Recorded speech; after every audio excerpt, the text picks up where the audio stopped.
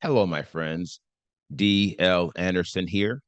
Welcome back to Transformation by Truth podcast as we share the truth concerning these last days and what you must do to save yourself from the violent times that are just ahead. Today's podcast is a word of truth accounting of the end times. The end is coming. The end is near. Today's podcast is entitled End Times 101, The Basics. The podcast objectives are establish a baseline for understanding end times prophecies, analyze the model of a creative week in a creative day, analyze the importance of speaking the truth, and provide a warning against false prophets. This lesson contains timelines and other visuals. Therefore, if you are listening to the podcast, I advise you to watch the video version on our website or YouTube, or request a PDF of the lesson so you can add the visual effect. A week and a day in creation.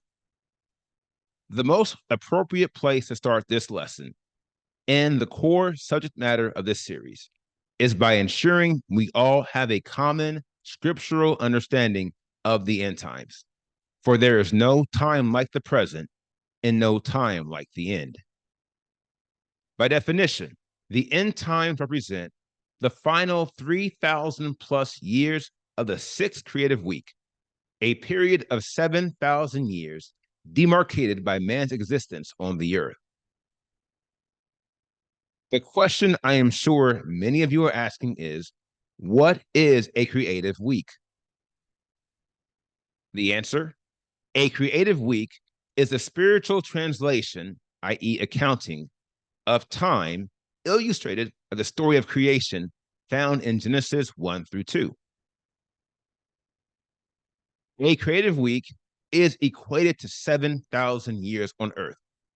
It is composed of 7 creative days, each day consisting of 1,000 years. Now, the model of the creative day is the foundational key to understanding the end times. The scriptures confirm this model, revealing that one day in the spiritual sphere is equated to 1,000 years. Psalm 94, for 1,000 years in your eyes are like yesterday that has passed, or like a watch in the night. 2 Peter 3:8, but beloved ones, let not this one matter be hidden from you, that with Yahuwah, one day is as 1,000 years, and 1,000 years as one day.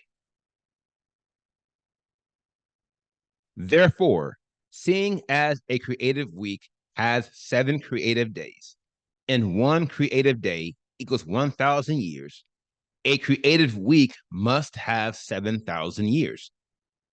This analysis follows the spiritual time model, which confirms all time is perfectly divisible by 7, and the plural forms of evening and morning are utilized in Genesis 1. Genesis 1:5. And Elohim called the light day, and the darkness he called night. And there came to be evenings, and there came to be mornings one day. Speaking the truth in love. Now, the timeline here shows you the model of the creative week, with weeks 1 through 7 equaling 49,000 years.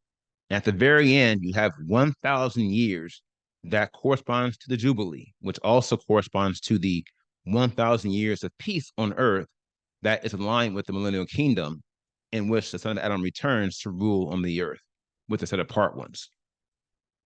Now, this timeline is the only scriptural model man has been given, and it is the only model that does not contradict the factual accounting of history, beginning with Genesis 1:3.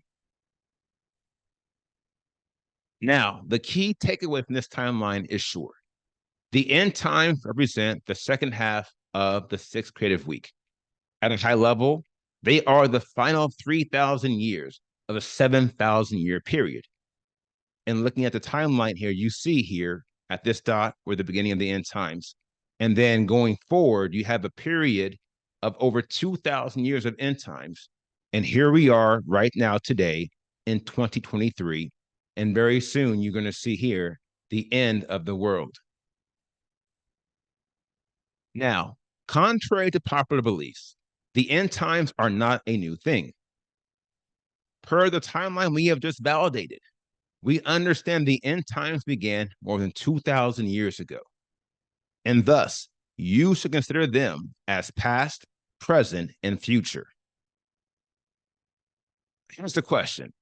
If the model of the creative week is true, and there are 50,000 years from the creation until the beginning of eternity, why does modern science suggest the earth has been around much longer? Well, first of all, just because modern science suggests something does not make it true. Secondly, we don't know how long the earth existed before it became without form and void. Genesis 1:1-2 reads, "In the beginning, Elohim created the heavens and the earth came to be without form and void, and darkness was on the face of the deep." This passage precedes the 50,000 years of creation we are dealing with, and it does not reveal how long the original heavens and earth existed prior to the earth becoming formless and empty. It could have been thousands of years, or it could have been millions. We don't know. Notwithstanding, this knowledge is irrelevant concerning our present reality. It has no bearing on the here and now, and understanding the times and seasons we are living in. And thus, we will not entertain it. This is the tenor the Father has led me to establish for this series. I'm not going to waste my time or yours entertaining irrelevant matters, for this is a truth ministry. Unlike many in the religious circuit who will be lost, we are not being deceived, nor led astray. Neither are we tossed to and fro with every wind of doctrine. On the rather, my brothers and sisters, we speak the truth in love. For where there is no love, there can be no ministering, no lending of a helping hand. Ephesians 4:14-15. We should no longer be children, tossed to and fro, and borne about by every wind of doctrine, by the trickery of men, in cleverness unto the craftiness of leading astray. But speaking the truth in love, we grow up in all respects into him who is the head, even Messiah. Beware of false prophets. The call to speak and maintain the truth in love is indeed a high calling. It has always been, but this is especially the case for these last days. Here is why. The scriptures reveal that many false prophets will arise and deceive many in these last days, causing them to believe one of the many lies concerning the end times. Thus, you will find the masses are preparing for a future that will never be their reality, and they will all be lost. Remember, these last days are likened unto the days of Noah. Everyone except for Noah and his house continued with their lives as if the flood wasn't coming, for they were under the influence of a lie. And so they did not prepare. Likewise, the majority within the religious circuit will not be prepared for what is coming. They too are under the influence of a lie, for they have resisted the truth, choosing rather to gratify themselves in unrighteousness while enjoying the pleasures of sin for a season. Therefore, they will not know the truth until the day of salvation has come and gone. But by then, it will be too late. Their fates will have been sealed, their beds will have been made. This speaks to one of the greatest threats associated with these last days. That is, the damning force of false prophets who have saturated the religious circuit with a vast array of contra doctrine, errors, and lies. Alas, these villains have tainted the religious world to the point that finding the truth is a challenge of epic proportion. And few will find it, for the level of deception is a grave danger to all, even the chosen elect. Matthew 24 through 25. For false Christs and false prophets shall arise, and they shall show great signs and wonders, so as to lead astray, if possible, even the chosen elect. See, I have forewarned you. Heretofore, I call upon all who have been called to this ministry to try the spirits by the Spirit. For many deceivers have gone out into the world, and the only way you will combat their errors and their lies is with the truth. Although I am certainly no false prophet, you must take this same approach with the word I am sharing. Hear me carefully, my dear friends. Don't believe me just because you like what you hear. Believe the Spirit when he confirms the word that I speak is true. If you've been with us since the beginning, you know I have been saying this from the beginning, and I mean it.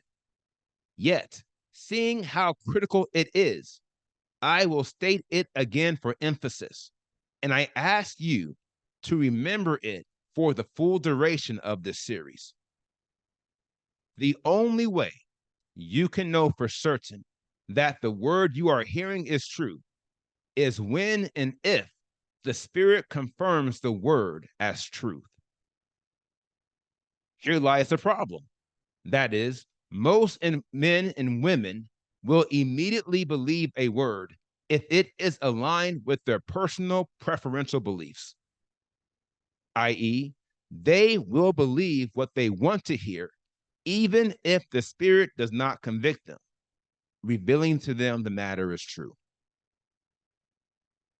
In this regard, we find it is not only the false prophets who are skilled at deception. Alas, these so-called believers are masters at deception, for they are daily deceiving themselves, while supposing they will yet be saved.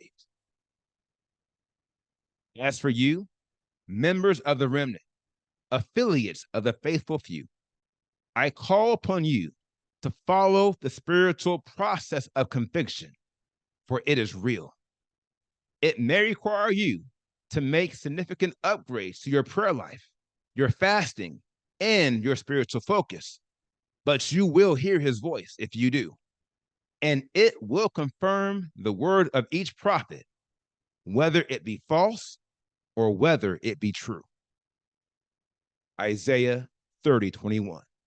Your ears hear a word behind you saying, this is the way, walk in it, whenever you turn to the right or whenever you turn to the left. Now, here is the final word. The most basic of all truth is the process by which we come to know the truth. This is a critical matter you must appreciate, for I will, by the Spirit, reveal to you many uncommon truths, knowledge you may not have known, wisdom you have not yet received. And if you reject simply because they are not mainstream, you will eventually realize that in doing so, you have rejected everlasting life. Therefore, and as I said before, do not put your trust in any man. Don't even trust yourself. Rather, trust the Spirit and follow him where he leads you. Now, here is today's assignment. Meditate on the word you have heard today and ask the Father to reveal the truth to you. Remember, where there is no conviction, there can be no faith. And without faith, it is impossible to please him. Next, if the Spirit is leading you and you have not signed up for our mailing list, you can go to www.transformationbytruth.com to sign up today.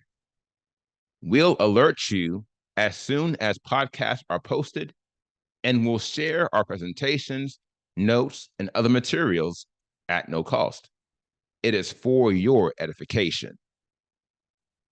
And most importantly, you will be connected to me and those who have joined themselves to this ministry as we prophesy and align current events with the prophetic word.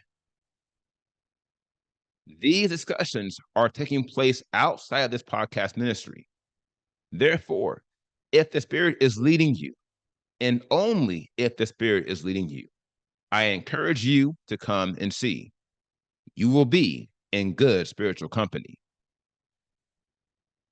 Lastly, if you have any questions, please submit them via our contact form on our website.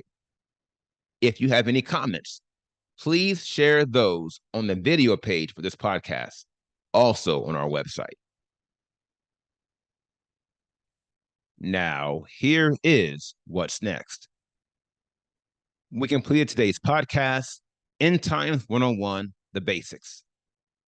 And the next podcast in our End Time series is End Times 102, The Next Level. I will post this podcast on April 10th, 2023. Until then, my friends, continue to be led by the Spirit of Elohim. Continue to watch, continue to pray, continue in fasting, and most of all, continue to be focused, for the end is coming. The end is near.